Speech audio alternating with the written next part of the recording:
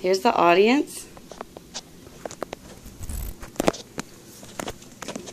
It takes a great communicator to convince a ruling party to step down and cede power voluntarily, but that's what one man did. In order to understand this Nobel Peace Prize winner, you must know the politics of his country, how he triumphed through his political and legal struggles, and how he's able to work with the ruling government to end apartheid and bring peace to his country. To begin, I'll explain the politics of South Africa.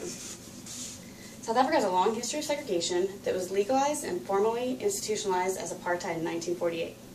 When the African National Congress rose up to oppose the racist policies of the regime, one man rose to the ranks promoting the nonviolent ideals of Mahatma Gandhi. The white government quickly recognized his threat and banned him from speaking to more than one person at a time. When the government began forcible removal of black neighborhoods and relocation, he was no longer able to remain nonviolent and establish the violent arm of the ANC, even though they focused mainly on sabotage of government buildings and tried to do it when people weren't there so they wouldn't get hurt. But this ultimately allowed for his arrest. During his trial for conspiracy to overthrow the government, he used this court time to give inspirational speeches that were heard around the world and help promote his cause. He was sentenced to a lifetime in prison and spent the first 18 years at Robben Island.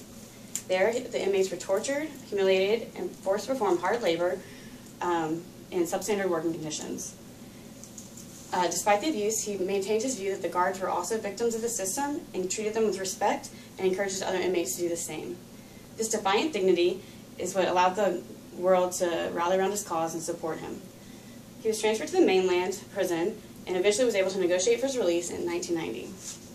Those same negotiations continued after his release from prison with President de Klerk and ultimately led to the fall of apartheid. In 1994, South Africa held its first elections where people of all races were allowed to vote, and he was voted the first president of South Africa.